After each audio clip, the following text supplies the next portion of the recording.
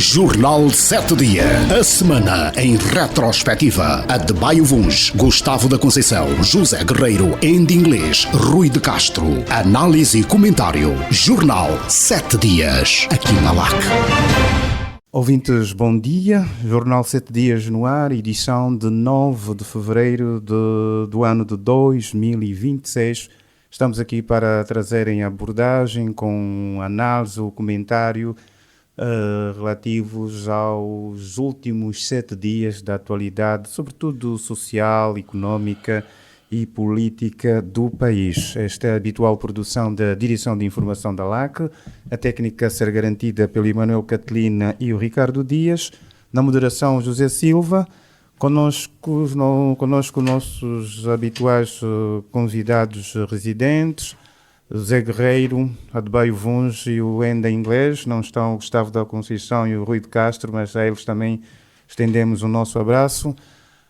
Bom dia aos três, boa segunda-feira, estamos juntos. Bom dia. E a todos os ouvintes também da LAC. Elegemos então para esta edição dois temas que marcaram a última semana. A última quarta-feira o país assinalou 65 anos do início da luta armada, o 4 de fevereiro, com várias atividades a decorrerem no país. Até o final deste mês, o ato central aconteceu na província de Cabinda. Vamos também aqui trazer a questão anunciada na última semana, a introdução em 10 escolas do país da inteligência artificial. Um anúncio feito ainda pela então Ministra da Educação, Luísa Grilo, quando da Conferência Mundial dos Governos que decorreu no Dubai, Emirados Árabes Unidos. A governante falou então à margem desta conferência sobre a introdução da inteligência artificial em 10 escolas do ensino primário em 10 províncias do país num projeto piloto. São esses os temas que trazemos para esta edição. Zé Guerreiro, mais um 4 de fevereiro. O país assinalou o início da luta armada, esta luta que conduziu Angola à independência a 11 de novembro de 1975. 65 anos de 4 de fevereiro, 50 anos de independência. Uma questão que saltou muito à vista nas várias intervenções durante essas celebrações é este legado, esta história do 4 de fevereiro que não é suficientemente conhecida pelas novas gerações. Esta história que tem muito a ver com aquilo que traçou o destino do nosso país, mas que há um desconhecimento ainda dos jovens e também valorização desta data. Zé Guerreiro. Sim, Zé Silva e colegas, assunto importante, tema importante. Deixem-me só fazer uma pequena, ligeira introdução antes de ir ao tema. No nosso programa de 12 de janeiro passado, na parte final, nos recados, eu referi-me ao excelente trabalho da Bolsa Willa. Eu acho que talvez foi a Bolsa, o que eu falei sobre a Bolsa, pela hora tardia de emissão, não chegou junto das pessoas que eu gostaria que tivessem abrangido este tema, né? E por isso eu volto, né? Porque é preciso que as pessoas se consciencializem sobre o trabalho que é feito e abracem o seu trabalho. Esta Bolsa Solidária da Willa, com repercussão em todo o país, faz um trabalho social inigualável no apoio concreto a situações extremas de cancro, de deficiências motoras, de lábio leporino, pé-boto e outras, nomeadamente com crianças a partir do Lubango. É uma rede de voluntários, né, com uma tremenda sensibilidade e de amor ao próximo que não podemos deixar de divulgar e realçar. Resolvem problemas do Estado que não vemos essas estruturas vocacionadas para tal resolverem, né? Portanto, desculpem nesta pequena intervenção inicial, vamos juntar-nos à Maria Silva, à Paulette Lopes, ao Liano dos Anjos, à Amélia Sardinha, à Eunice Balada, à Joana Pereira, à Rossana Chipalavela, à Idalina Rodrigues, à Margarida Figueiredo e muitas outras pessoas a que se juntam pessoas como eu e outros que só divulgamos o trabalho excepcional que a Bolsa Willa desenvolve.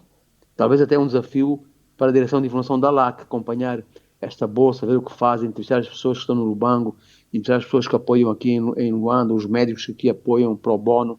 Vamos depois todos juntar e dar apoios concretos a quem está no terreno e resolver problemas concretos de saúde, fome e pobreza, nomeadamente de crianças.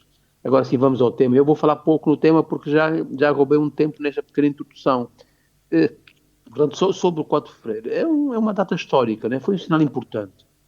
Como a ação militar não terá atingido todos os objetivos, né? Aliás, eram armas de bala, katanas contra armas de bala, né? Portanto, naturalmente, os resultados práticos do terreno não terão sido os desejados. Mas despertou consciências, né? Levou a nossa luta também ao cenário internacional, que também foi importante. A rebelião, digamos, de uns angolanos em Luanda, né? Infelizmente, depois verificou-se uma partidarização do ato, uma apropriação por um dos partidos, mas isso agora é pouco relevante, né? Hoje ainda continuamos a comemorar essa data e para mim isso é o que é mais, digamos, lamentável no sentido que eu vou explicar. Porque nós ainda hoje continuamos a comemorar a mesma data, exatamente da mesma forma, igualzinho, como comemoramos há 50, há 40, há 10 anos atrás. Os mesmos atos, organizados da mesma forma, os mesmos discursos enfadonhos, o mesmo discurso com os mesmos termos, os mesmos votos, os mesmos adjetivos, os mesmos subjetivismos. Ano após ano é um copy-paste, não é? E isto não valoriza aquilo que é importante valorizar, não é? E neste ano, por exemplo, quando houve estes discursos repetitivos e pretensamente motivadores, foi notícia que o movimento em memória dos heróis de 4 de Fevereiro se encontra em estado de algum abandono, o que é de facto lamentável. Mas agora temos que ultrapassar esta fase, não é? Não devemos deixar de considerar 4 de Fevereiro, não é? Não devemos deixar de dar importância a este ato, não é? Agora temos que dar numa outra perspectiva, temos que dar numa outra visão, temos que dar uma visão mais do Estado, mais do cidadão. Portanto, e para ultrapassar esta fase, que eu acho que não tem sido corretamente comemorada, é tornar estas e outras datas históricas e significativas verdadeiramente nacionais e patrióticas, de apelo à cidadania e ao orgulho nacional, não é? Temos que valorizar estas datas como país, como etapa de todos, para que todos possamos ter atingido os objetivos nacionais. E temos que comemorar como país, como cidadãos, como cidadania, sem falar em partidos, sem trazer isto para a gaveta de qualquer partido que seja, não é? Foi um ato de angolanos a favor dos angolanos. Não é? Temos que informar os jovens para alargar depois o ensinamento mais geral da história de Angola. Não é? Temos que levar estes factos históricos às escolas, às universidades, às comunidades, às comunas, às aldeias e aos bairros. Não levar aos militantes do partido A ao partido B. Não fazer atos pretensamente nacionais, mas que no fundo se dirigem e são marcados por algumas entidades. Portanto, é preciso que os Estados e sociedades partilhem consciências, não é? E comemorem as datas de todos, para todos, e com programas comemorativos para todos. E chamava a atenção da excelente intervenção do sociólogo Cornélio Calei. Historiador, no caso. É historiador, o Cornélio. Fez a propósito disto, com informações bastante importantes, né, informações significativas que deveríamos seguir e que de facto apontam para esta despartidarização e comemoração do 4 de Fevereiro como um ato nacional que importa relevar e que importa divulgar. Obrigado, Zé Guerreiro. Adebayo, nesta senda de pensamento do Zé e também olhando, por exemplo, para a entrevista aqui a lá com o café da manhã do historiador Cornélio Calei, que defende a despartidarização do 4 de Fevereiro, ainda sente-se muito esta carga partidária na data. É uma data em que todos os cidadãos não se revêem? Eu, em certa medida, concordo, não é? No sentido da partidarização em si, mas julgo que o que me parece mais relevante é ou a mesmice, não é? Como se referiu o Zé Guerreiro, não é? Ou às vezes o sentido de abandono da história, não é?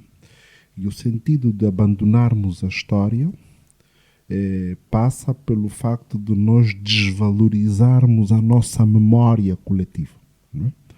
E efetivamente, não é?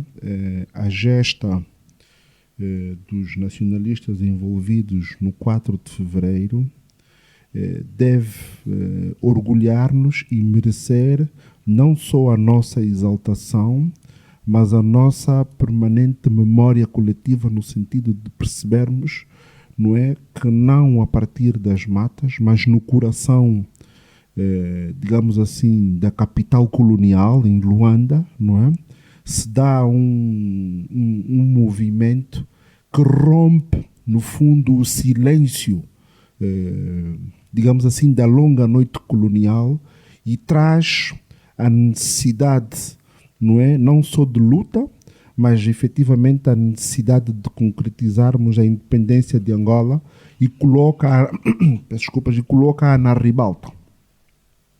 E, portanto, é um movimento histórico de tão grande importância, não é, que precisa ser conhecido e reconhecido por todos os angolanos, atravessando todas as nossas gerações, não é, que se encontram hoje em Angola ou mesmo até fora do nosso país, não é? E parece-me que é aí que continuamos a pecar, não é? No sentido em que as pessoas desconhecem não só os atores, mas inclusive os contornos daquele ato e o impacto, não é? Porque efetivamente o colonialismo português acabou por perceber, não é, que a ideia de que tinha o controle da situação era uma ilusão, não é? E que efetivamente se colocava com grande urgência a necessidade da independência ou da autodeterminação, como se dizia na altura, da autodeterminação das colónias portuguesas, que acabava por ser já incontornável, não é? Porque, ao contrário do que sucedeu com outras colónias de outros impérios coloniais, nomeadamente francófonas e anglófonas, não é? A independência das colónias portuguesas acabou por atrasar-se, digamos assim, em relação ao momento histórico em que as outras foram acontecendo, e estamos a falar de um atraso de quase 20 anos, não é? Se quisermos, de quase uma geração, portanto, na altura da nossa independência, já os outros estavam a comemorar praticamente 20 anos de independência. Mas o que também me parece crítico neste olhar historiográfico, se quisermos, não é? Depois tem a ver com a necessidade que temos, obviamente, de obrigarmos-nos ao exercício também de analisar e refletir no sentido em que até em que medida, não é, a liberdade, porque os nossos pais da independência, chamemos assim, ou os precursores, algumas daquelas figuras acabaram por ser simplesmente os precursores, mas os nossos pais da independência, não é, criaram um ideal de independência para o país. E em que medida nós estamos a fazer por isso, quer do ponto de vista da concessão de liberdade, não é, contra a opressão, não é, mas também do ponto de vista do bem-estar do angolano, porque é preciso não perdermos de vista que a sociedade colonial era uma sociedade muito estratificada, não é? E num sentido muito desfavorável para os angolanos, não é? E que a nossa população, os angolanos, no Estado colonial, ao contrário do que às vezes alguns, não diria pseudos, mas alguns laivos de saudosismo tentam fazer crer, socorrendo-se em algumas imagens, é que efetivamente o colonialismo não só do ponto de vista de concessão, mas na prática real, foi um sistema cruel, não é? Para com o nosso povo, para conosco, não é? E, portanto, todo o exercício de luta que começou, luta no sentido armado, mesmo que, como dizia o Zé Guerreiro, mesmo que em condições muito desfavoráveis, muito precárias, não é? Mas, no fundo, é a vontade ou a revolta, não é? Contra aquela situação e, obviamente, que sem dúvida, merece a nossa plena exaltação, porque a disparidade de meios era gritante, mas ainda assim prevaleceu, não é, ao ato de rebeldia, não é, que fez eco, que fez barulho e que obrigou necessariamente e que prolongou, que fez eclodir efetivamente a guerra em vários momentos, não é? Com os vários movimentos, não é? A irem entrando neste processo de luta que felizmente culminou com a nossa independência, mas essa consciência, não é, do processo do quanto foi dura a nossa independência, como alguém diria, não é? Precisa ser ensinada, explicada, demonstrada, não é? E se há um meio em que isso deve acontecer, deve ser privilegiado, é o ensino da nossa história, da história de Angola, não é? E despartidarizado, com objetividade, não é? Identificando os reais atores, as motivações, não é? E tal como dizia o Zé Guerreiro, longe do sentido partidário, prevalecia o sentido ideológico e a vontade plena de todos aqueles nacionalistas de que Angola deveria ser livre, de que os angolanos deveriam desfrutar da sua própria terra, do bem, do melhor, do pior, do que for, mas que efetivamente pudéssemos ser autodeterminados, ou seja, termos aqui a possibilidade de decidirmos e condicionarmos por nós próprios a nossa história e o nosso rumo. Obrigado, Adebayo. Ainda, esta questão da valorização da data e também daqui, como começou a Adebayo por dizer, do abandono, e por falar em abandono, uma das questões que saltou à vista na última semana foram lamentações do atual estado de abandono em que se encontra o marco histórico do Kazenga, que é referenciado como um dos locais, ou principal, onde partiram os nacionalistas em direção às cadeias aqui de Luanda. Ou seja, o estado que se encontra o marco histórico do Kazenga é um sinal evidente de que o 4 de fevereiro também acaba por estar nessa situação de abandono e de pouca valorização.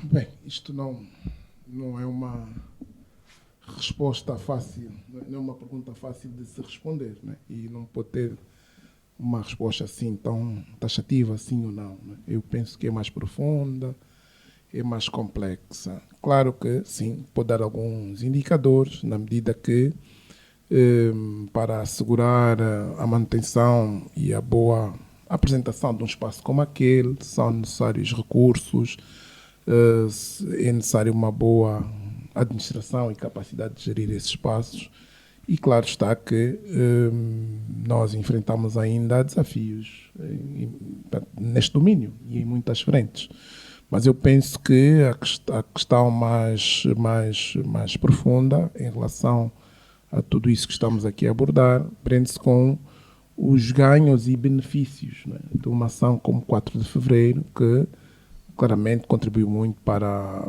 o facto de hoje sermos um país politicamente independente, não é? Portanto, representou o caminho, ou a caminhada, o princípio para sermos politicamente emancipados. Portanto, temos a capacidade de decidir sobre o nosso destino, não é? Ter instituições próprias, representadas e dirigidas por angolanos, coisa que num contexto colonial não era tão abrangente, não é? Mas também é preciso depois olhar para as expectativas, não é? Em torno deste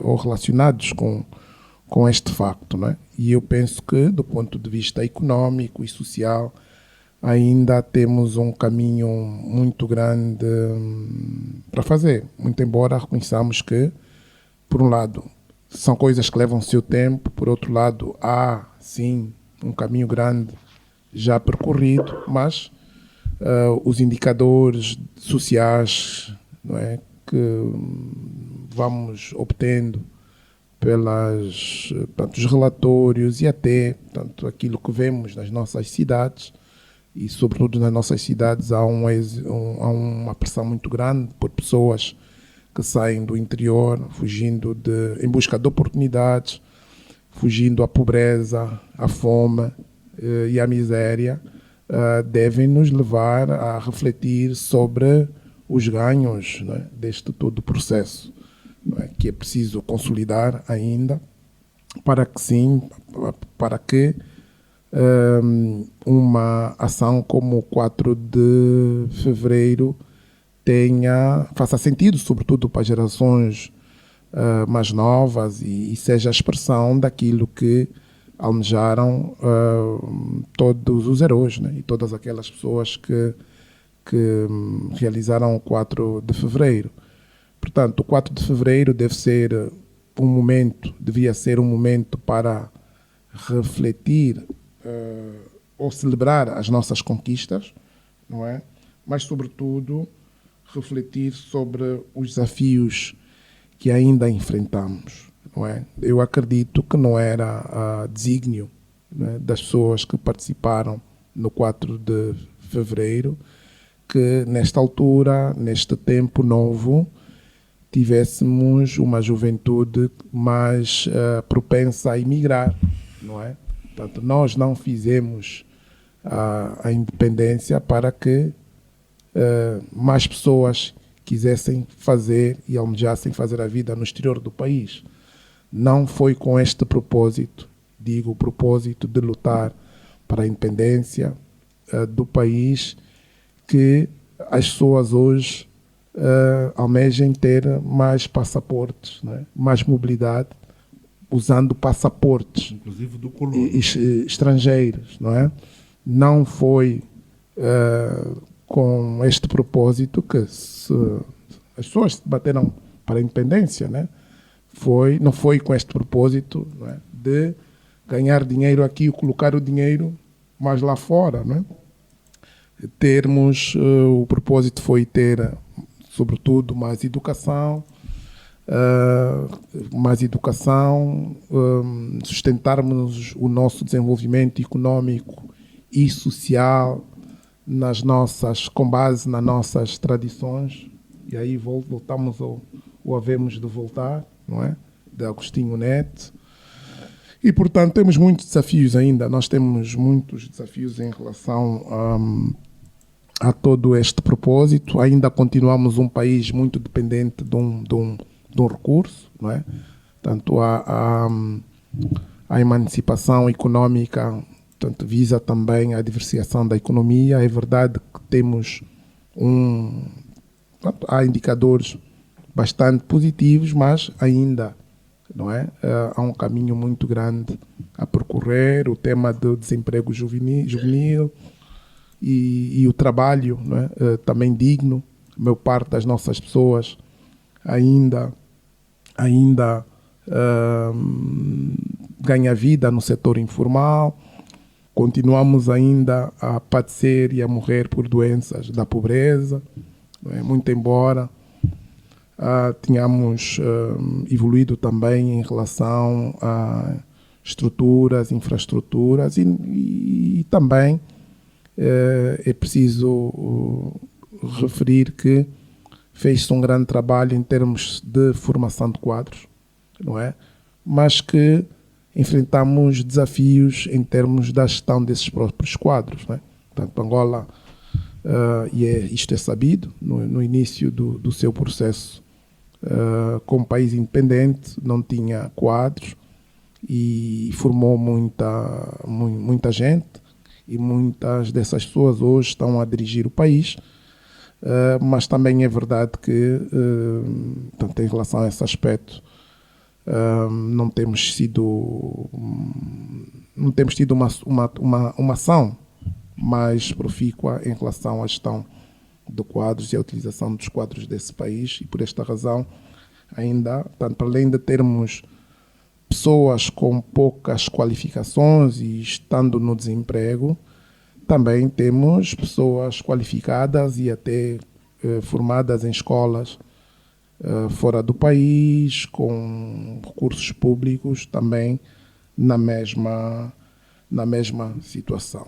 Portanto, é tempo para refletir sobre o tempo que vivenciamos hoje, não é? E há um ditado que diz que os homens fortes criam tempos fáceis, e tempos fáceis geram homens fracos, mas os homens fracos criam tempos difíceis. Portanto, obviamente que não é homogéneo, não é? Há ciclos, não é? Para algumas pessoas e famílias, hoje e nos tempos que correm, provavelmente, e é um seleto grupo de pessoas, não é? Têm tempos bons, estão a viver tempos bons, mas creio que para a maioria das pessoas nós estamos a enfrentar um tempo difícil, e geralmente os tempos difíceis geram homens fortes. Portanto, provavelmente, não é?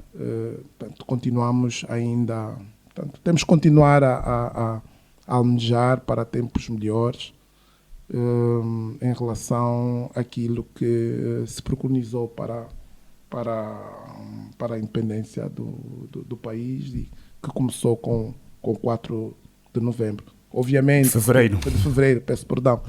Obviamente, não é este o motivo também do nosso programa. Nós geralmente abstemos-nos de falar de questões políticas no nosso programa, mas esse tema do 4 de fevereiro é sobretudo um tema eminentemente político, e há questões sobre a autoria, não é? E a paternidade do 4 de fevereiro, que hoje ainda, portanto, são disputadas, e que provavelmente em outros programas, não é? Se vão abordar, mas que são importantes, porque não há país que se consiga erguer sem, portanto, reconhecer a sua história, não é? Portanto, os desvios que vamos tendo, né? E eu muitas vezes quando portanto, leio sobre a história, sobre os protagonistas da nossa história, reflito sempre onde é que nós, portanto, porquê e onde é que nós nos perdemos, não é? E eu acho que temos que fazer um caminho, né? Em relação a esse aspecto, né? Se nós não reescrevermos a nossa história, não acertarmos alguns desvios em relação a este e outros factos políticos importantes sobre a nossa história, muito dificilmente vamos ter capacidade de alterar o estado de coisas, né, que enfrentamos. E, portanto, o meu apelo era que, em relação a esta efeméride e outras importantes, e a semelhança que disse o Zé Guerreiro, que utilizássemos para então corrigir o tiro, né? Em relação a estes factos, porque eles certamente estão na base ainda de muitas clivagens, não é? que vamos assistindo no nosso cenário político, não é? Portanto, citamos o 4 de fevereiro, o 11 de março, as batalhas, todo o resto, né? Portanto, nós, como país novo que somos, desde o dia 11 de novembro de 75, deveríamos enverdar para um caminho de maior transparência, mais verdade, para que tenhamos, então, um futuro diferente daquele que vimos assistindo, sob pena de os nossos filhos e, sobretudo, os nossos netos caírem estarem numa situação pior do que aquela que perspectivamos. Há uma Ou seja, é preciso passar o legado às futuras gerações, aos jovens, mas este legado com verdade. Sim, há uma ideia que se passa muito e é muito atual. Muito atual não, muito comum quando se fala de empresas familiares, né? Pai rico, filho nobre, neto pobre. Portanto, e politicamente podemos também utilizar isto, né? Portanto, certamente havia, do ponto de vista político, né? Os fundadores, os precursores da nossa independência politicamente eram muito mais sólidos, né? E claramente que hoje vê-se a nobreza dos filhos, né? Que beneficiaram da independência. O que será dos netos, né? Portanto, haverá certamente muita pobreza, né? Porque o futuro faz-se com as sementes do presente, não é? E quer em termos de realização dos objetivos e aspirações políticas, económicas e sociais, as lideranças são fundamentais, são as pessoas que fazem isso, né? Por isso é que eu voltei tanto tempo dos tempos difíceis, tempos novos, né? E portanto e há sinais claros, né? Tanto como é que, e é por isso, e aqui entre parênteses, é por isso que as gerações mais novas não compreendem o sentido e o porquê do 4 de fevereiro e da independência, né? Nós vamos ouvindo, não concordo, né? Mas nós temos que perceber isso, que algumas pessoas não compreendem os ganhos da independência. As gerações mais novas, né? Portanto, se nós conquistamos e lutamos para a independência, para sermos nós mesmos, para sermos donos do nosso destino, é incompreensível que hoje, para se viver bem, é preciso ir para um outro lugar, não é?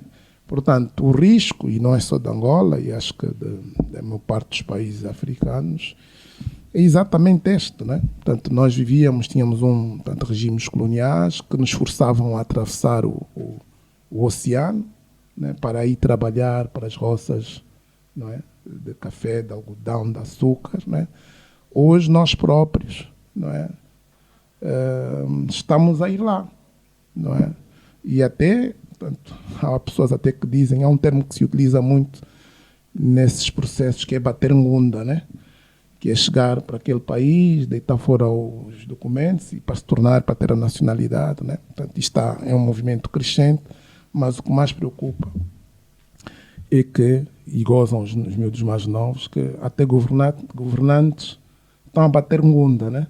Portanto, tudo estão a fazer para ter condições e viver num outro país. Portanto, isto é algo que não serve, não é bom e não serve como boa referência, como bom legado para as gerações vindouras. Portanto, o meu maior receio é que os nossos netos e bisnetos, isto se não alterarmos o quadro, mas abrindo-se um parênteses, é uma situação que é quase característica de todos, de uma parte dos países africanos, né? Portanto, podemos voltar aos tempos de um outro tipo de domínio, né? Ou escravatura ou colonização. Aliás, as situações mais complexas, as decisões mais complexas, os projetos mais complexos, em muitos dos nossos países são geralmente feitos com apoio sempre de instituições e de especialistas de outros países, né? Quando, com uma caminhada de 50 anos, e aqui entre parênteses é preciso reconhecermos o flagelo que foi a nossa guerra civil, sim, mas mesmo assim em alguns domínios deveríamos estar de facto mais independentes. Obrigado, Enda Inglês. Estas reflexões em torno do tema 4 de fevereiro, que traz várias nuances para a abordagem, quer mais política ou social ou económica, com os ganhos também deste processo de início da luta armada de libertação nacional. Foi há 65 anos e o país assinalou na última semana e esta homenagem honra aos heróis do 4 de fevereiro. E assim fechamos a primeira parte do seu jornal 7 dias. E quando se fala em ganhos, fala-se também, por exemplo, no setor da educação. E daqui a pouco, então, voltamos para olhar a inteligência artificial que vai chegar já este ano a algumas escolas do país. Jornal 7 Dias. A semana em retrospectiva. Adebayo Vuns, Gustavo da Conceição, José Guerreiro, Andy Inglês, Rui de Castro. Análise e comentário. Jornal 7 Dias. Aqui na LAC. Estamos de regresso então para a segunda parte do Jornal 7 Dias. Agora, a inteligência artificial que chega este ano a 10 escolas públicas em 10 províncias do país. Podemos considerar se calhar um dos últimos pronunciamentos da então Ministra da Educação, Luísa Grilo, fê-lo no Dubai, no Emirados Árabes Unidos, à margem da Cimeira Mundial de Governos que aconteceu na última semana, onde também interveio o Presidente da República no segmento de alto nível, mas a Ministra da Educação informou na altura que a inteligência artificial vai ser introduzida no sistema de ensino angolano. Já estão identificadas 10 escolas, né? Também Luísa Grilo a dizer que não há receios quanto ao uso deste instrumento e sempre a valorizar o trabalho do professor. A titular diz mesmo que a partir deste mês de fevereiro as escolas identificadas começam a receber a instalação dos equipamentos necessários para a implementação desta tecnologia. Zé Guerreiro, a inteligência artificial chega às escolas, foi o anúncio feito pela ex-ministra da Educação. Alguns questionam se com a exoneração o processo vai avançar ou não. Pois, essa questão também se colocou quando pensei neste assunto e quando foi colocado o tema para o nosso programa, não é? De facto, a senhora ex-ministra da Educação, a senhora Grilo, lançou esta pista no Dubai, não é? Que a inteligência artificial ia passar a ser objeto de estudo, utilização no ensino geral, algumas escolas. Bom, embora hoje ela já não seja ministra da Educação, não se espera que ela, no exercício então dessas funções, tenha dado essa informação por mero entusiasmo, não é?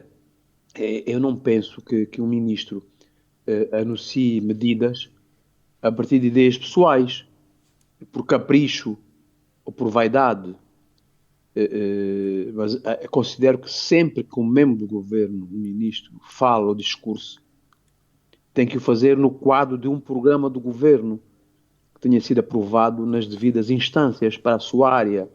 Portanto, eu não acho que este seja um assunto dela, porque é assim que eu entendo a governação. Estaríamos mal se um qualquer ministro mandasse as suas bocas pessoais, desculpa-me o termo popularucho, mandasse as suas bocas pessoais sem ser à volta da sua piscina ou no almoço de amigos na sua fazenda. Estaríamos mal. Quando alguém discursa em nome do seu ministério, em nome do governo, ainda por cima num fórum internacional, está a indicar estratégias do próprio governo em relação à matéria. Portanto, para mim, o governo quer levar as tecnologias da inteligência artificial ao ensino geral, ponto. Com aquela ou outra ministra. Não é? E é aqui que surgem as dúvidas. É aqui que devemos colocar as dúvidas. Porque eu estou a apreciar a crítica popular, digamos assim, gozando com a ministra, que a ministra isto e aquilo, a ex-ministra, aliás, como se fosse uma coisa dela. Acordou e acha que. Foi lá fora, estava entusiasmada e falou em inteligência artificial. Eu não considero assim. E se for assim, estamos mal. Não é? Portanto, para mim, como eu disse, é o governo que quer fazer isto. E é aqui que surgem as dúvidas. Não é? Porque não é necessário fazer muito esforço para pontualizar as muitas críticas que fizeram neste quadro à ex-ministra, que, nomeadamente, as ideias do governo, expressas por ela, num país com milhares e milhares de crianças fora do sistema de ensino, né? Num país com carências de salas de aulas e de professores, com escolas sem água, sem carteiras e sem quadros, com professores, não é? Que temos falado nisso várias vezes no programa, nomeadamente no interior, sem condições condignas para o exercício da atividade. Num país que tem tentado meter em execução o programa da merenda escolar, que só funcionou a espaços e com tremendas lacunas, como era particularmente denunciado e informado. E agora um novo e anunciado programa de alimentação escolar, até com o apoio de nutricionistas, né? Que poucos acreditam que possa funcionar. Já para não falar nos computadores que nunca foram distribuídos, nunca se viram onde é que estavam.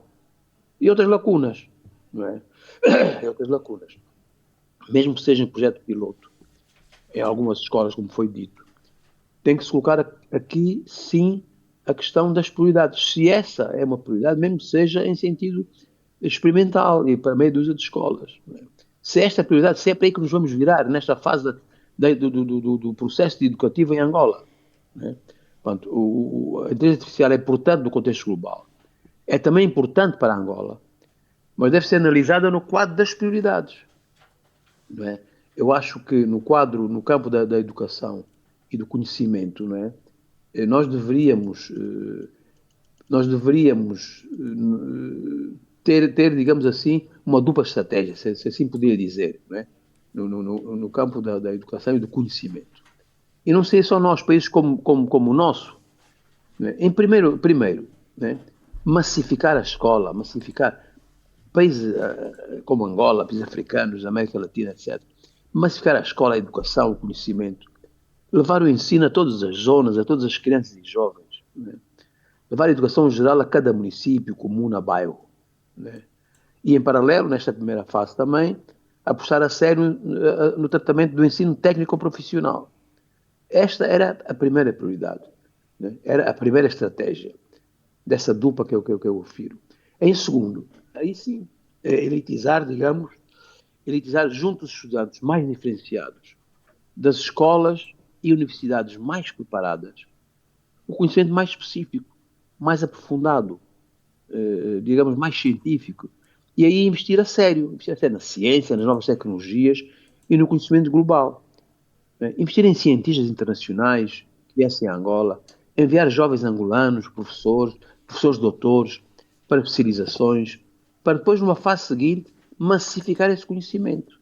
Né? Colocar neste programa as empresas, as universidades, os institutos de investigação, né? Que é necessário multiplicar, que é necessário que hajam mais, não é? bem apetrechados, quer materialmente, quer com quadros. Não é?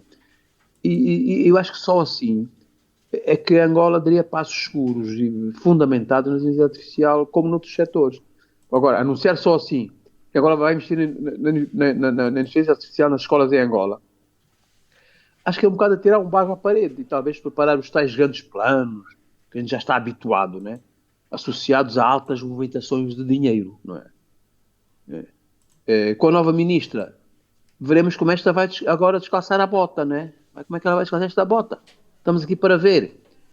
Portanto, veremos o que diz a nova ministra sobre a inteligência artificial nas escolas e isso, como eu disse no início, isto é uma boca, desculpa um termo popular, da ex-ministra, no entusiasmo da viagem ao Dubai, ou se é de facto uma estratégia do governo que a ser, está completamente desenquadrada das prioridades do país e da educação.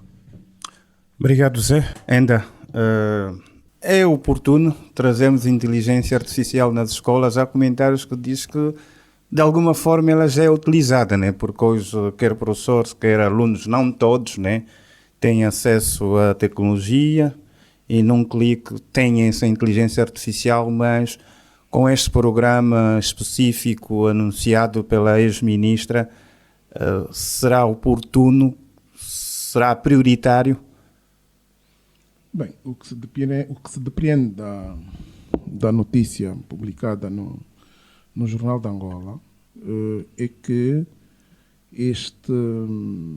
esta iniciativa enquadra-se ou decorre do memorando de entendimento assinado em 2024 entre o Ministério da Educação e a Escola Digital dos Emirados Árabes Unidos. Responde à preocupação do Zé, né? Quer dizer que é uma coisa oficial. Sim, é decorre do memorando já assinado em 2024. E o que é a escola digital, não é?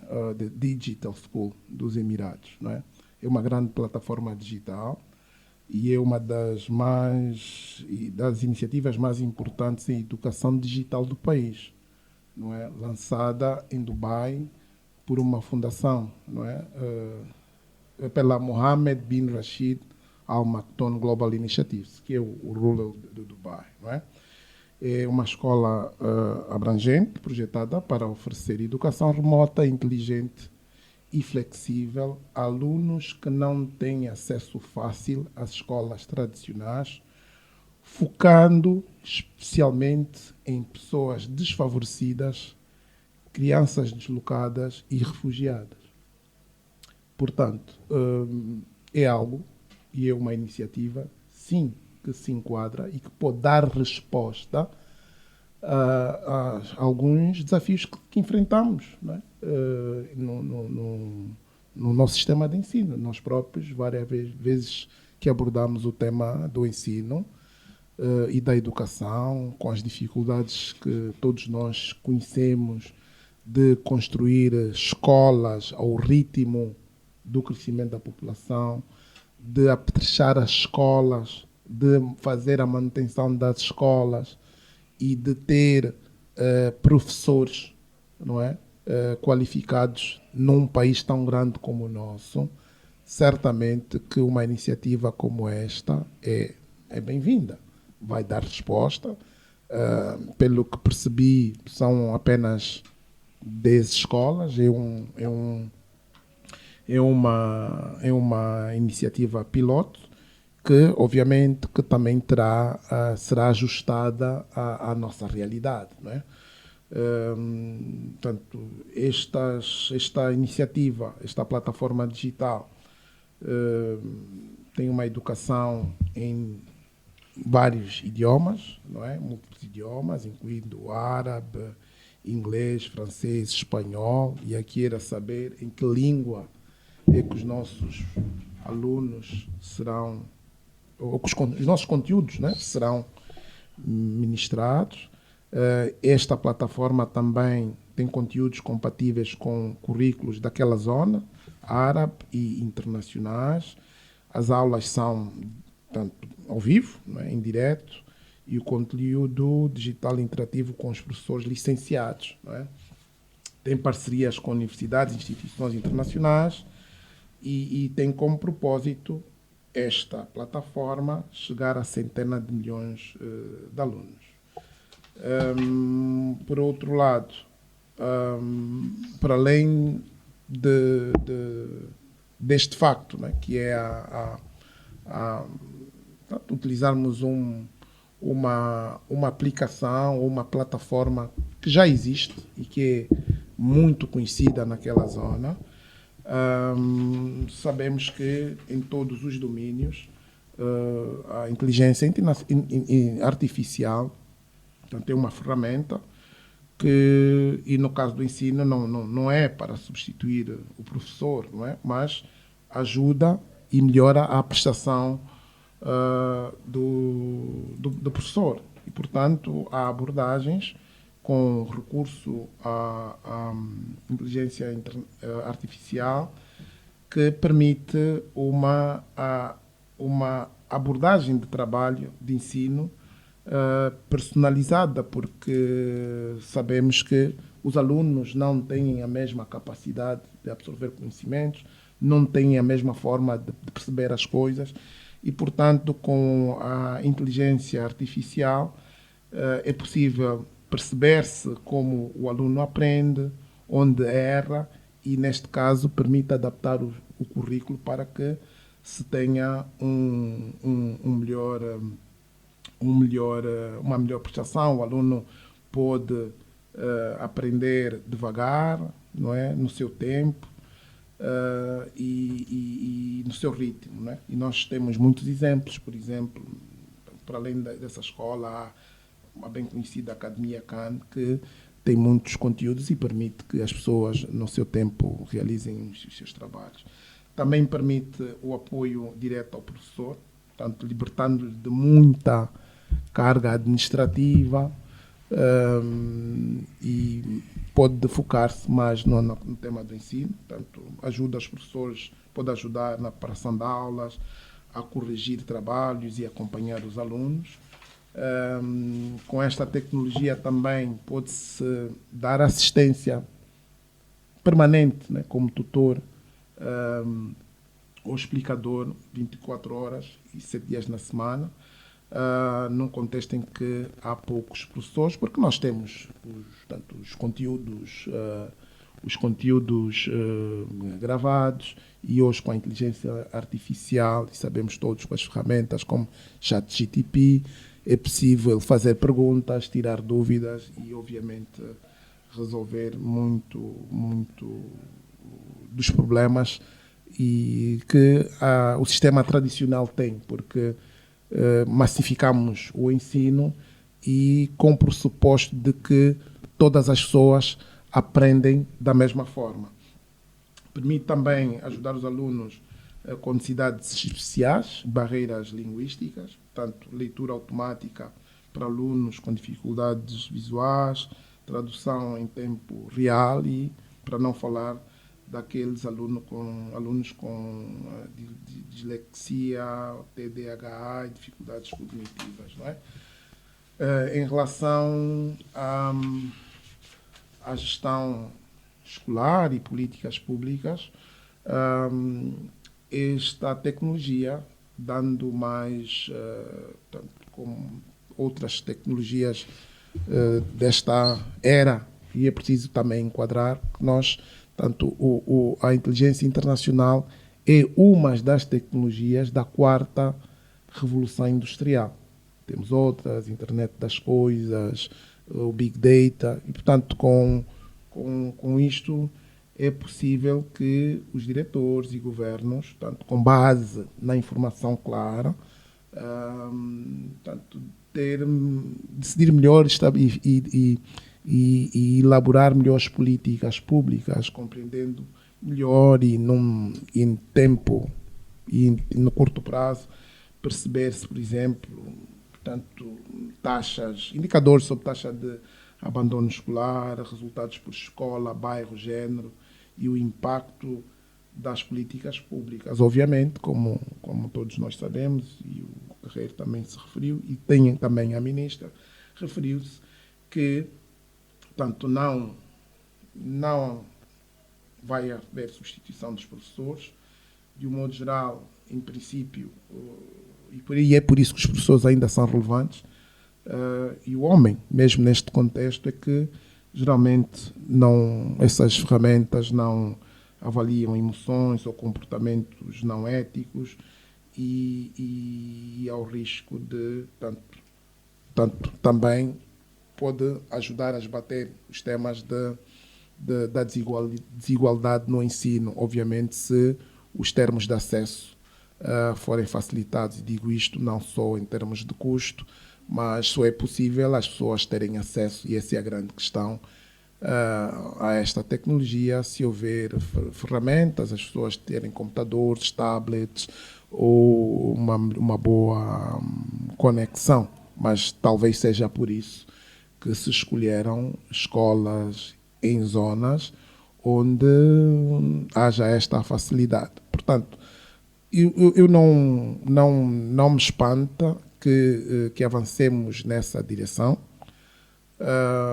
É um caminho que todos os outros países estão a fazer, o mundo evoluiu, nós não podemos ficar para trás. Agora, as iniciativas no setor da educação e as que existem também no setor da saúde, porque, por exemplo, hoje é possível fazer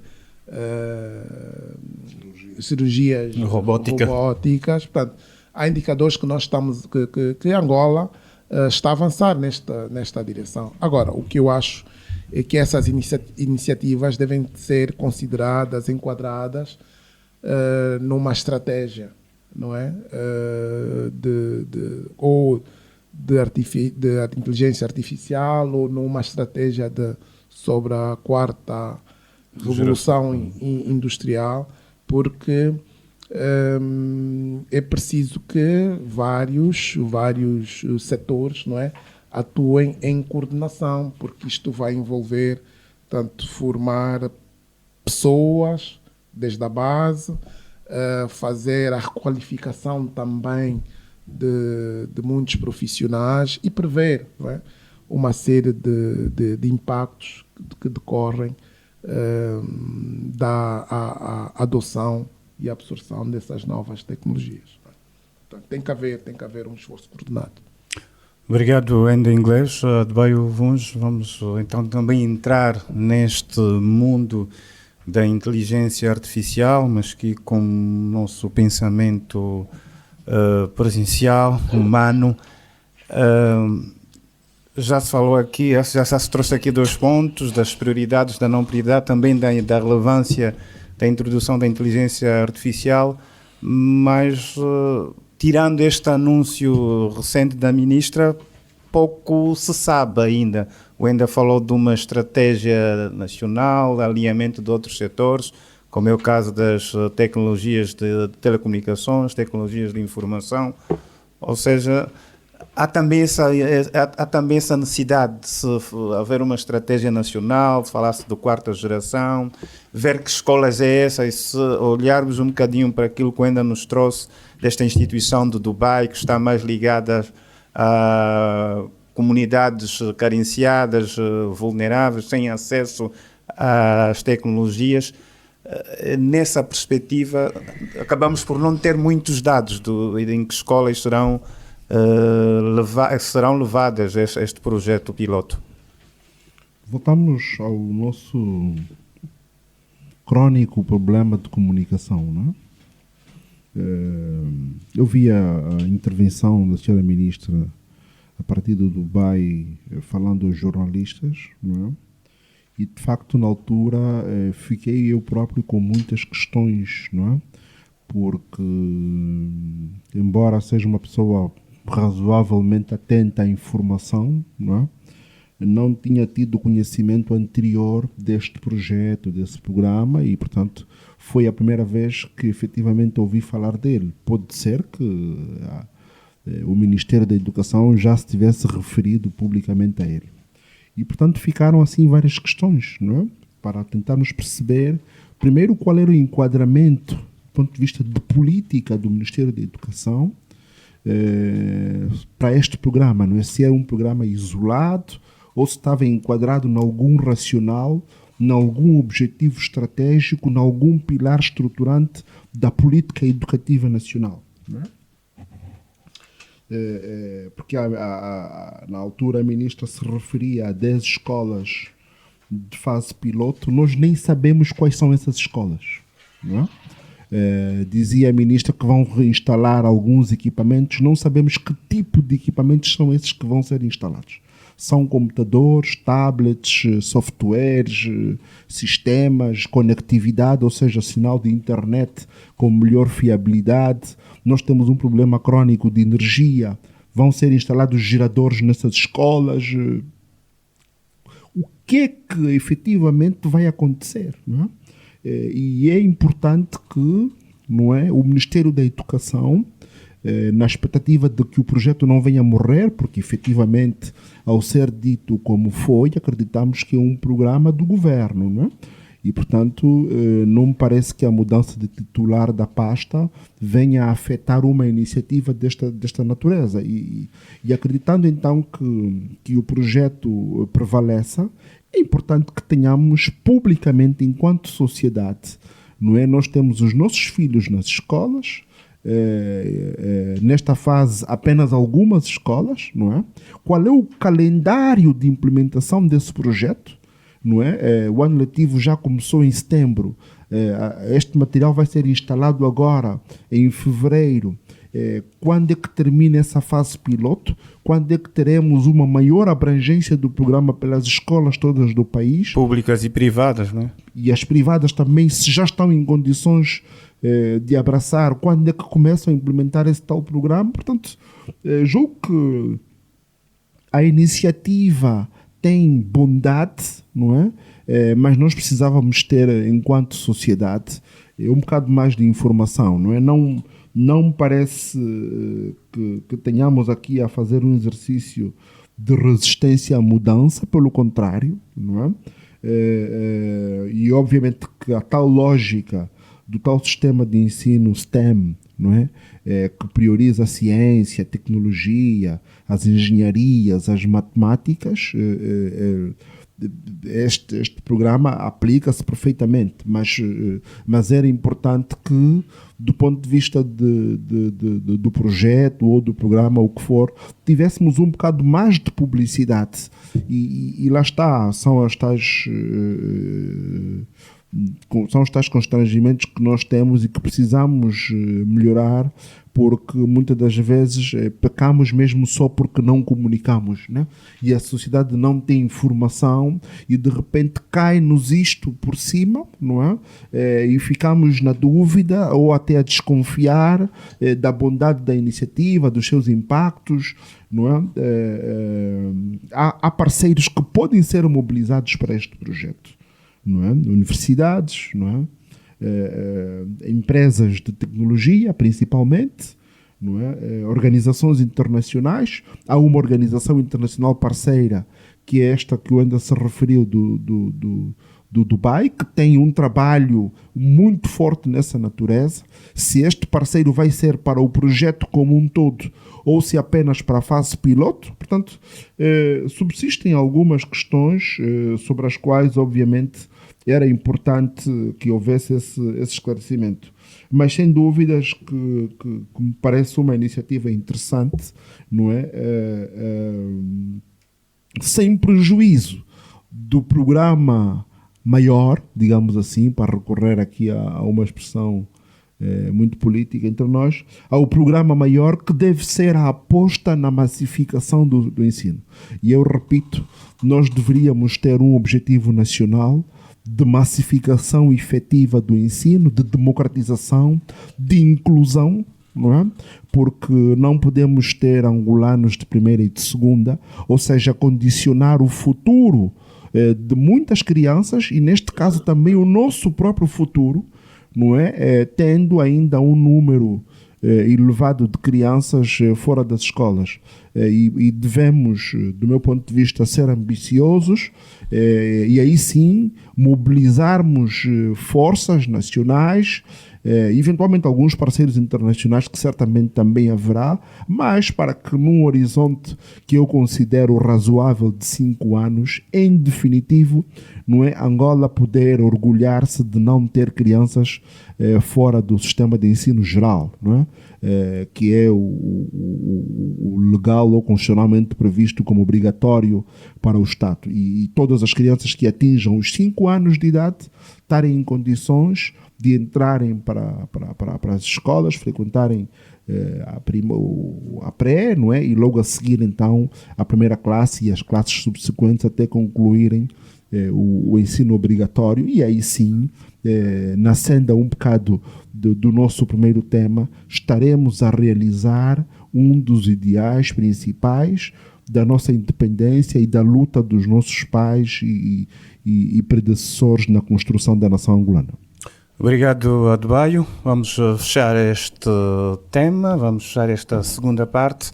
Daqui a pouco, então, voltaremos para a terceira e última parte deste Jornal 7 Dias, com os habituais recados e também saber dos nossos comentadores se terão mais algum dado a acrescentar relativamente aos 2 primeiros temas. Seguimos então, este é o seu Jornal 7 Dias, a semana em retrospectiva. Jornal 7 Dias, a semana em retrospectiva. Adebayo Vuns, Gustavo da Conceição, José Guerreiro, Andy Inglês, Rui de Castro. Análise e comentário. Jornal 7 Dias, aqui na LAC. Estamos de regresso para a terceira e última parte do Jornal 7 Dias, mas ainda há questões que ficaram e Zé Guerreiro e o Enda Inglês ainda aqui com alguns pontos relativamente à questão da inteligência artificial nas escolas. Hoje se usa inteligência artificial em muitos setores. Aliás, hoje mesmo, no âmbito da Semana da Constituição, que está a ser promovida pelo Tribunal Constitucional no âmbito dos 16 anos da promulgação da Lei Magna, vai acontecer uma conferência com um especialista italiano que fez trabalho sobre o uso da inteligência artificial no setor da justiça, sobretudo a nível da Europa, que foi então convidado, veio aqui trazer esta abordagem nesta conferência que decorre hoje em Luanda, mas o assunto não é este. O assunto é mesmo a questão da inteligência artificial nas escolas do ensino geral. Zé Guerreiro, há ainda muitos desafios relativamente a isto, olhando para o país real. Sim, este nosso programa de facto é bonito, né? E os ouvintes realçam esse aspecto porque todos nós temos várias opiniões e diferentes muitas vezes, mas sempre em comum no sentido de dar ferramentas aos nossos ouvintes e de eles pensarem pelas suas próprias cabeças e terem as suas conclusões, né? E apresentar soluções, etc, etc. Por isso é que o programa tem audiência junto a uma determinada faixa, não é? É assim, o Enda falou num país fictício, né? Eu falei num país real, né? Tudo o que o Enda falou está certo, não é? Só que ele falou num contexto que de maneira nenhuma tem adaptabilidade ao nosso país. Eu falei no país real, do país que tem milhões de crianças fora do sistema de ensino, cujas escolas não têm casa de banho, não têm luz, não têm água, não têm quadros, cujos professores, eu dou boleia quando saio de Benguela para um município, porque eles vão dar aulas e ficam na saída das cidades a apanhar boleia para ir coisa. As escolas não têm eletricidade, etc, etc, etc, etc. Portanto, tudo isso que o Enda falou está certo, está correto, mas está fora do contexto do nosso país. Quer dizer, eu ponho sempre as questões no quadro das prioridades, certo? Eu acho que, por exemplo, é importantíssimo a inauguração de hospitais de referência, são importantíssimas as operações robóticas, mas para mim o importante é levar centros de saúde ao bairro, à comuna, em todo o país. É pôr enfermeiros em todos os centros, é pôr medicamentos, acabar com o esquema dos medicamentos. E mesmo nos hospitais de referência, combater aquilo que ainda são tráficos de influência e tráficos de materiais reutilizáveis, etc, etc. Portanto, na escola a mesma coisa. Sim, a inteligência artificial. Sim, os computadores. Sim, tudo uma série de coisas. Mas vamos ensinar primeiro as crianças a ler e a escrever. Não são as 10, não são as 10 escolas. É utilizar as verbas, utilizar os recursos financeiros para essas prioridades. Não é? Senão estamos a inverter o quadro. Não é? E volto a dizer, é importante sim as novas tecnologias, é importante sim o conhecimento. Por isso eu disse que na minha ótica devia haver duas velocidades. Uma velocidade de massificar, de levar o conhecimento, de levar a escola a todo o país. Aí é que é a prioridade de um governo. E depois de uma maneira elitizada, chamemos assim, e não podemos ter medo de falar em elites, colocar universidades, professores doutores, investigadores nacionais, centros de investigação, empresas, como bem disse também o Adebayo, etc., a criar condições, não é? E a serem os próprios a investigar, a utilizar estas ferramentas no futuro próximo e com planificação e com timing acertado, ir introduzindo isto, digamos, noutras áreas, é mesmo que se passa com a saúde que eu referi. Portanto, nada contra falarmos num país de ficção, mas damos prioridade ao país real. Quer dizer, não é a primeira vez que eu vejo ministros, quando vão fora, não é, se entusiasmam com projetos que são adaptados, não é, a outros contextos. E depois querem repetir aqui, querem replicar aqui.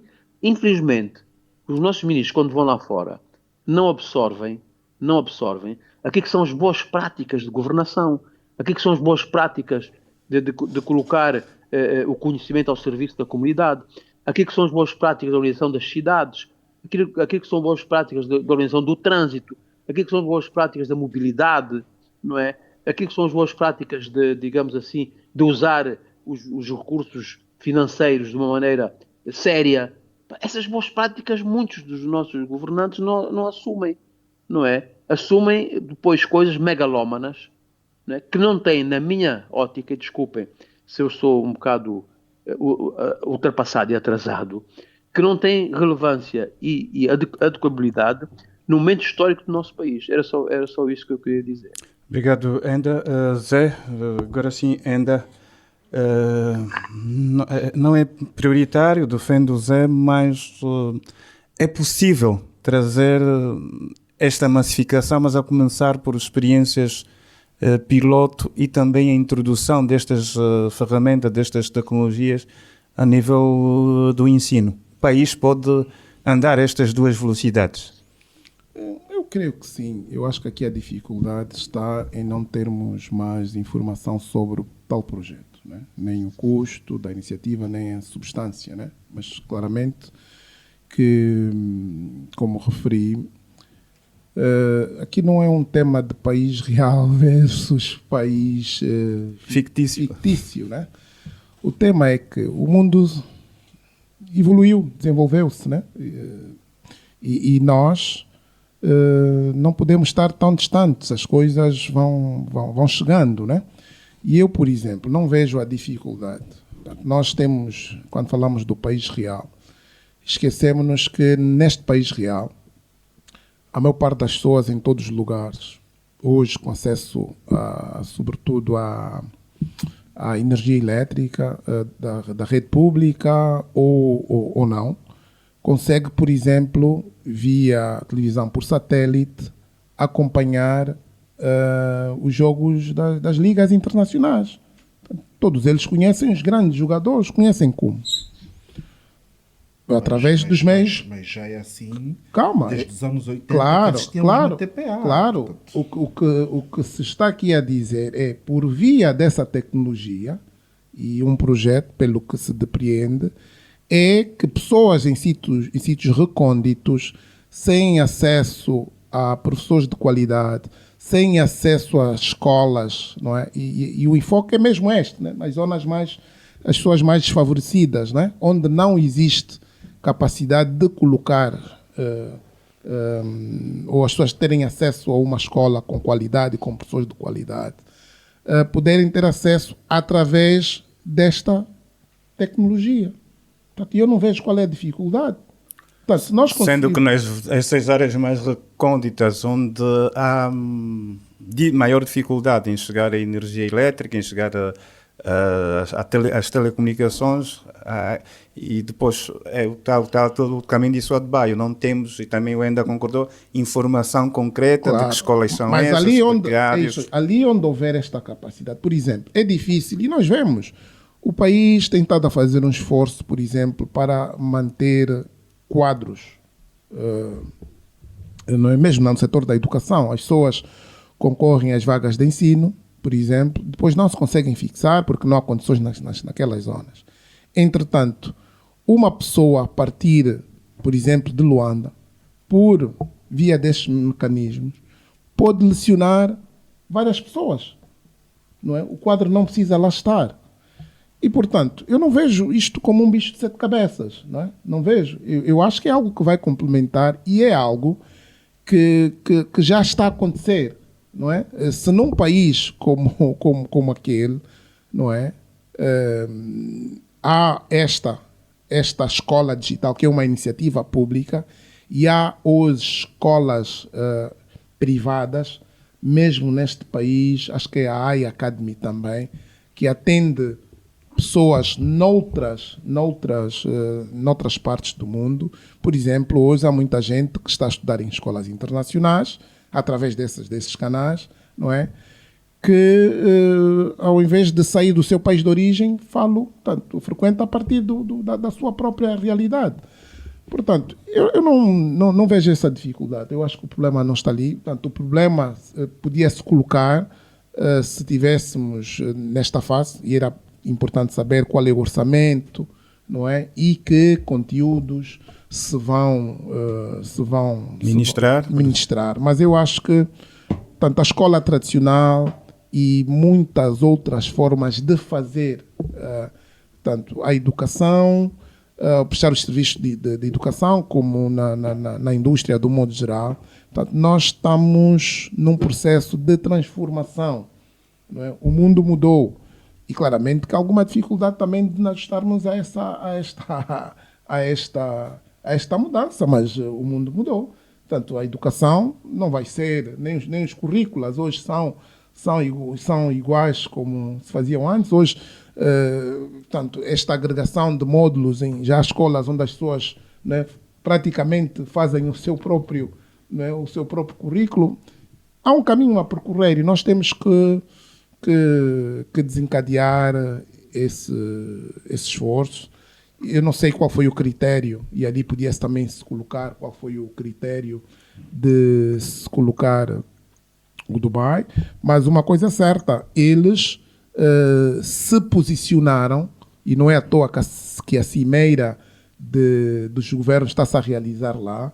Portanto, isto faz tudo parte, e é assim, faz tudo parte deste exercício, né, da geopolítica. Eles se posicionaram para serem líderes, não é, neste e noutros domínios, e certamente esta é uma ferramenta que eles têm para também influenciar, né, serem influentes no mundo.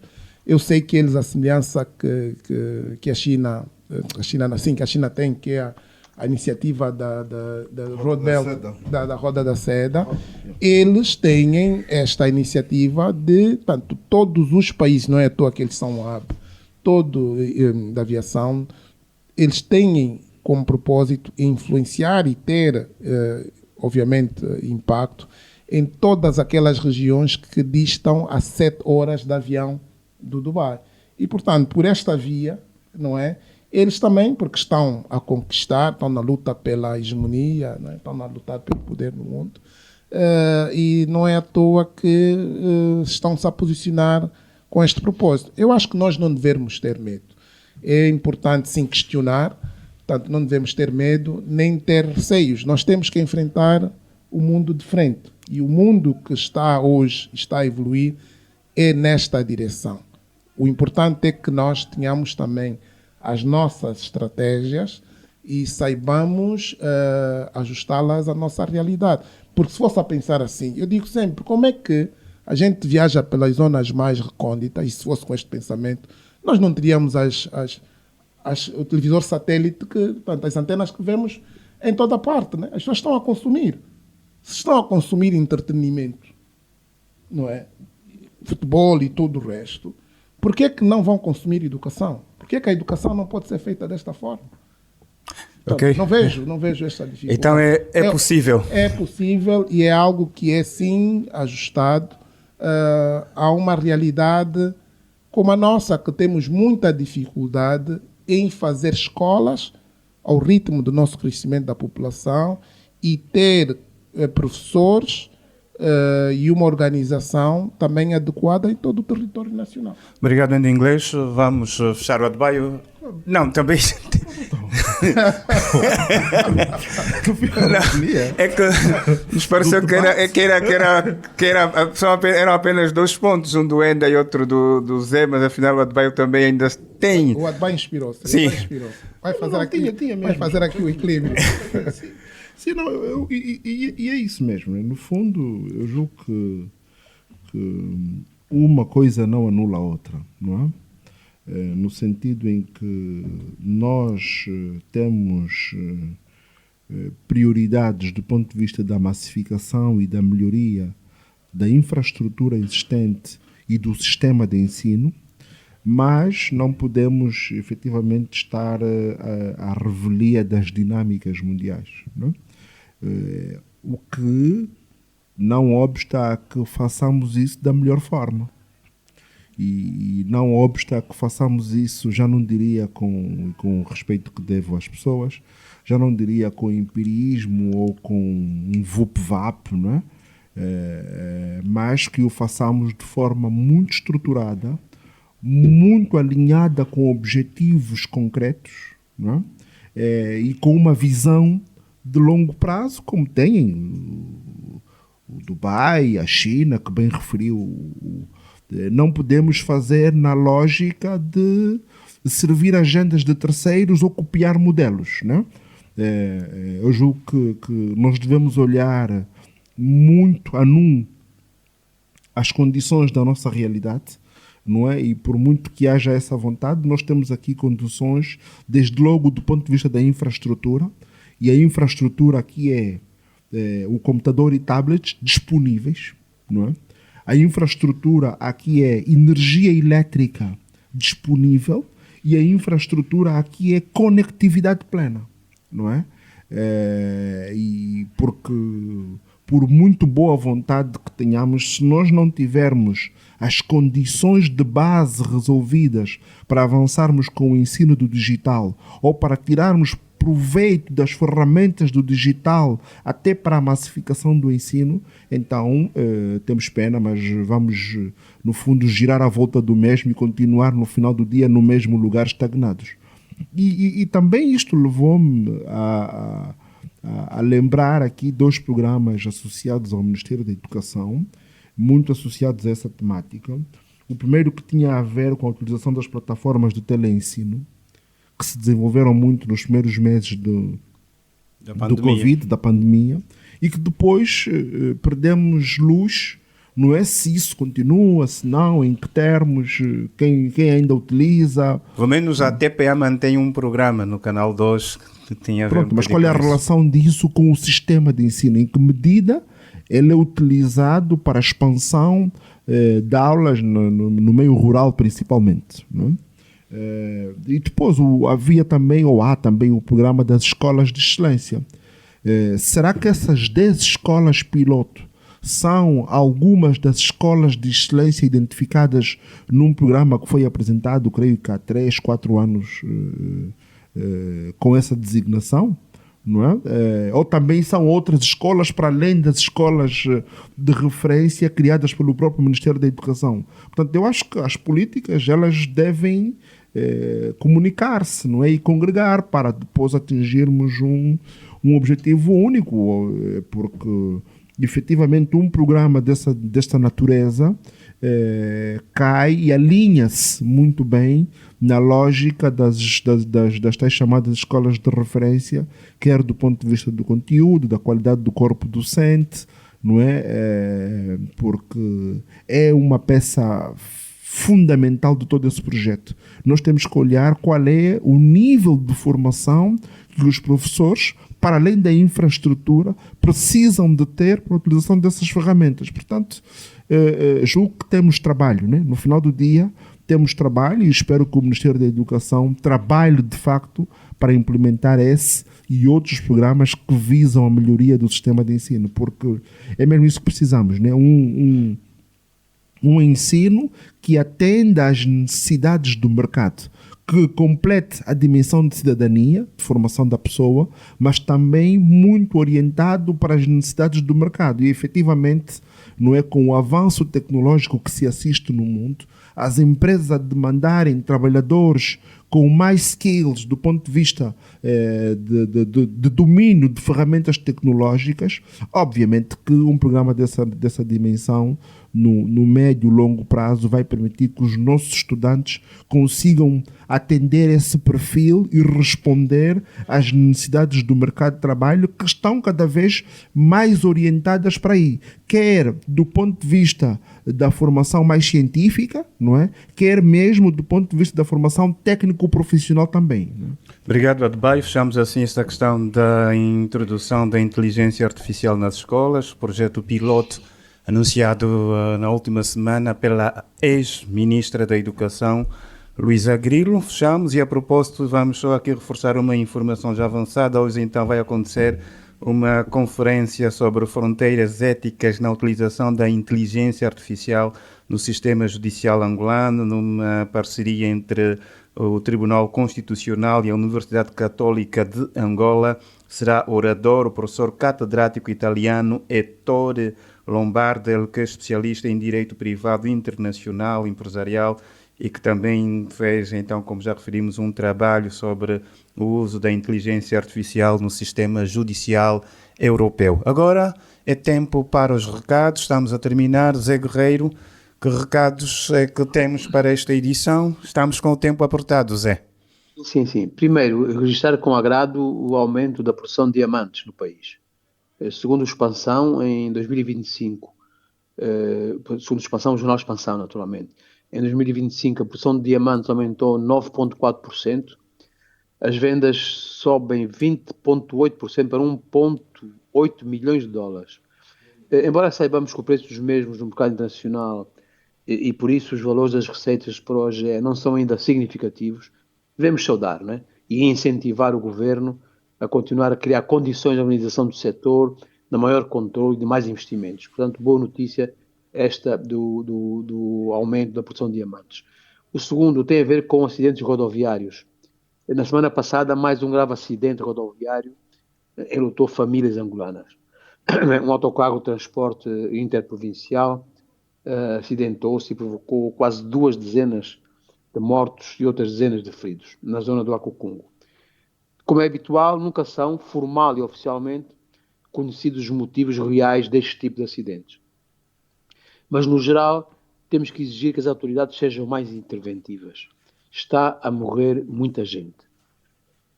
Estão muitos cidadãos e famílias a ficar com sequelas físicas e emocionais.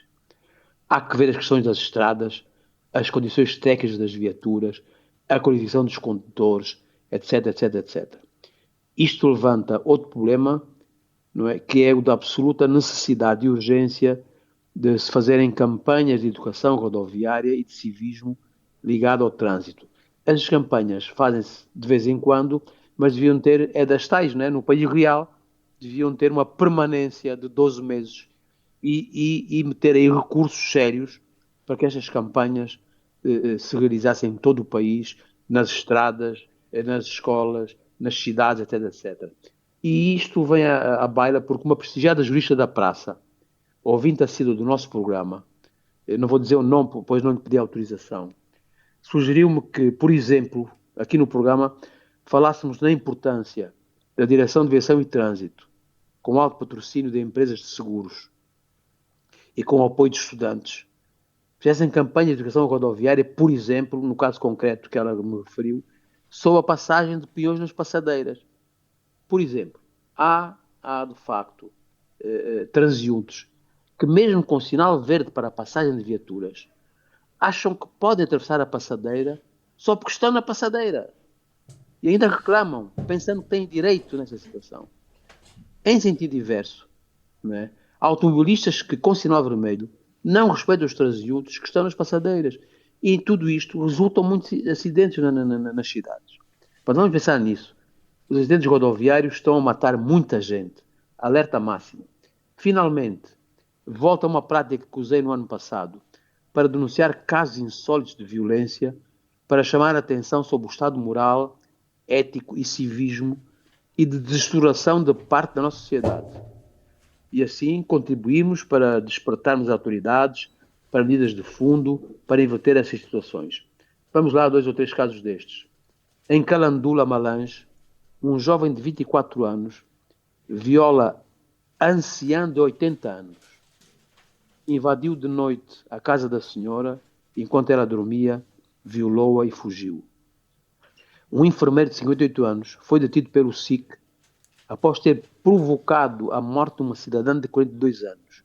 O mesmo procedeu a uma intervenção cirúrgica num centro médico não autorizado para essas intervenções. O caso ocorreu em Luanda, no bairro Palanca 1. O mesmo foi detido por exercício ilegal de profissão e homicídio por negligência. Criança de 6 anos foi morta pelo padrasto na Chicomba, província da Huila. Motivos passionais com a esposa levou-o a assassinar a criança. No IJ, município do Nogás, uma mulher de 27 anos foi detida pelo SIC pelo facto de ter assassinado o seu presumível amante de 70 anos por alegados motivos passionais. Era tudo por hoje. Obrigado, Zé. Ficaram os recados. Ainda? Bem, eu vou voltar à educação. Quando estávamos a falar do tema da educação, o Adebayo referiu-se ao tema da massificação do ensino, não é? Com o qual eu concordo, mas e nesta era das novas tecnologias, da quarta revolução industrial nós temos a possibilidade, e esta é uma grande oportunidade, de massificar a personalização do ensino. Como disse anteriormente, nem toda a gente aprende da mesma forma. E é por esta razão, por exemplo, que nós temos em outros domínios, sobretudo entretenimento, as cadeias de streaming, não é? Em que nós conseguimos definir o que queremos, não é? E evoluímos nesse sentido.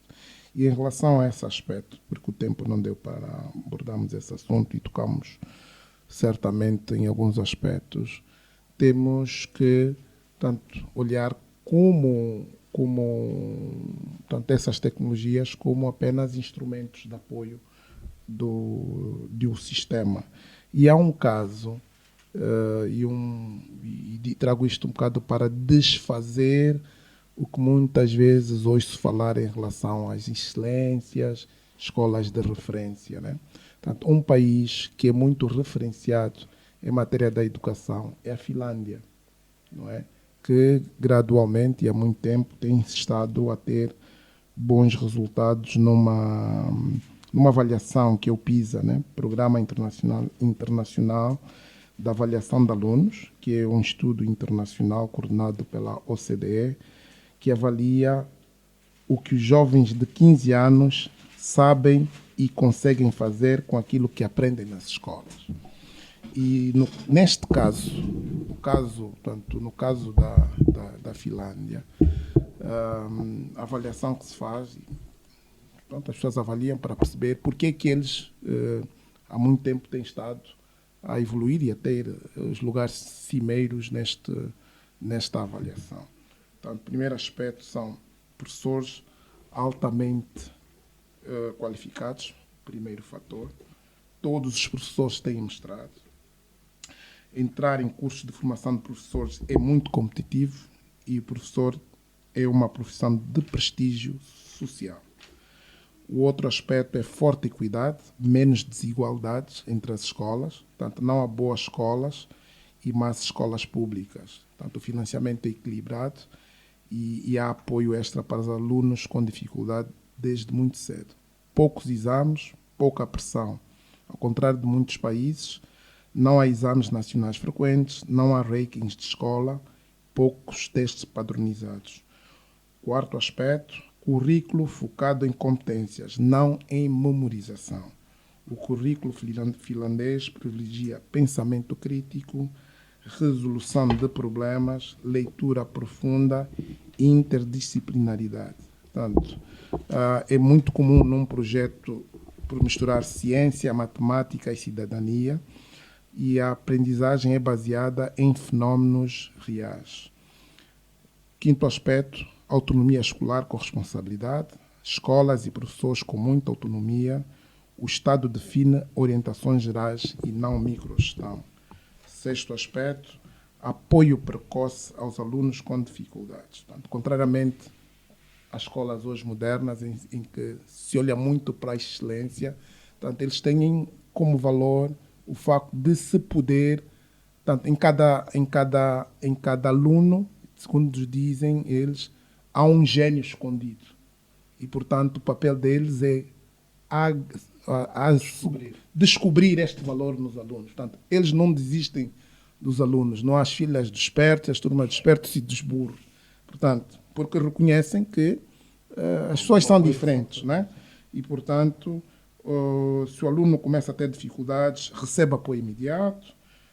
Os professores, psicólogos dão apoio e tornam-se tutores. Ainda o facto de os alunos terem professores durante muito tempo, algum tempo, mais de 2, 3 anos, porque, para além de ensino do professor, que é este papel, de serem só, prestarem este apoio, eles tornam-se tutores e coaches dos alunos. Portanto, o professor especializa-se no aluno, ele conhece o aluno e, portanto, ficando com ele mais tempo, ajuda a despertar esta... Portanto, há também a cultura, uma forte cultura de leitura, portanto, há bibliotecas públicas, incentiva a leitura desde a infância. A educação é política do Estado e não do governo, portanto, as reformas educativas são de longo prazo. Muda ministro, não muda ministro, esse é um ponto assente. Pouca estabilidade política no setor e consenso social sobre a importância da educação. E não menos importante, e para fazer a ligação com o tema que acabamos de falar, portanto, o uso inteligente, não excessivo da tecnologia. A tecnologia é uma ferramenta, não é o objetivo. O uso de poucos ecrãs nos primeiros anos e foco no desenvolvimento cognitivo e social dos alunos. Portanto, parece que há um paradoxo nesta fórmula, não é? Portanto, eles têm menos horas de aulas, dá menos trabalhos de casa, têm menos testes. Entretanto, os alunos com 15 anos conseguem demonstrar aquilo que aprenderam. Está dado o recado, ainda é um modelo. Não, o último recado que tenho foi de um ouvinte que mandou uma mensagem sobre uma situação que está relacionada à escola, que é a existência de 2 lanchonetes que vendem bebidas alcoólicas a meio metro da escola congolesa, de frente a Angomart, na rua Luther King. É aqui próximo a lá. Aqui próximo a lá. Portanto, há uma legislação que proíbe isso, e a preocupação do nosso ouvinte é quem licenciou essas lanchonetes que vendem bebida alcoólica junto a uma escola aqui bem próximo da lá. Obrigado. Ainda do Baio, os recados. Bom, eu tentarei ser breve. O primeiro, no fundo, associo-me ao tema levantado pelo Zé Guerreiro relativamente à sinistralidade rodoviária. E, efetivamente, são muitos os acidentes e com um fim trágico, não é? Sobretudo relativo a perdas de vidas, e noutros casos, quando não se chega a esse extremo, as pessoas ficam com traumatismos que ficam para a vida toda, não é? Físicos e psicológicos, e portanto acho que temos que despertar enquanto sociedade para, em definitivo, percebermos as várias razões e trabalharmos coletivamente numa solução, porque qualquer um de nós circula e pode ser uma vítima dessa situação. Portanto, defendo que é hora do Estado, e o Estado, que somos todos, não olho para uma lógica de poder político ou governamental de Estado, olho para uma lógica em que todas as forças da sociedade precisam de conjuntamente refletir à volta desse problema e vermos como podemos ultrapassar isto, não é? Porque estão a ser muitos os incidentes ou os acidentes e muitas as vidas que se perdem, não é? E isso nós poderemos já estar a pagar caro em alguns serviços, em algumas instituições, porque são pessoas, são quadros, são famílias que ficam com traumas por causa dessas perdas. O segundo recado tem a ver com a adoção de uma lei, creio que foi o ano passado, um decreto 122/25, que prevê a eliminação gradual de plásticos, não é? De uso único. E esse tema, creio que nós muitas das vezes não prestamos suficiente atenção às questões climáticas, não é? E também de saneamento. E do meu ponto de vista, um dos grandes problemas do saneamento em Luanda tem a ver com o uso abusivo de plásticos, não é? E creio que as leis, nós gostamos de leis para resolver ou tentar resolver problemas e depois não conseguimos sequer implementar as leis. E julgo que devíamos criar condições, sobretudo ao nível de controle da atividade do comércio, seja ele formal, seja ele informal, para que implementemos essas leis e adotemos as restrições devidas com o uso de materiais alternativos, recicláveis nomeadamente, não é? Para que então tenhamos aqui um impacto mais positivo sobre o ambiente e também sobre o saneamento.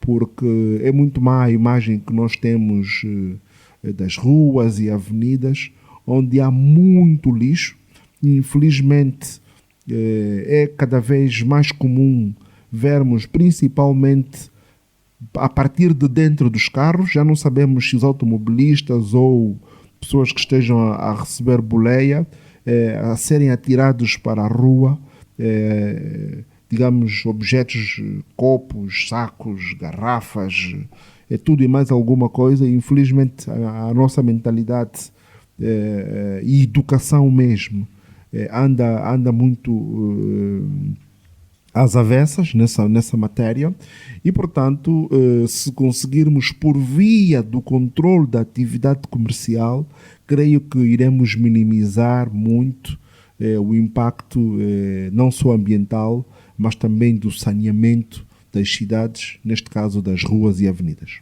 Está dado o recado do ADBAI. A propósito deste recado, podemos aqui avançar que há então um decreto presidencial sobre o Plano de Ação Nacional para a Eliminação Progressiva dos Plásticos de Utilização Única 2025-2027.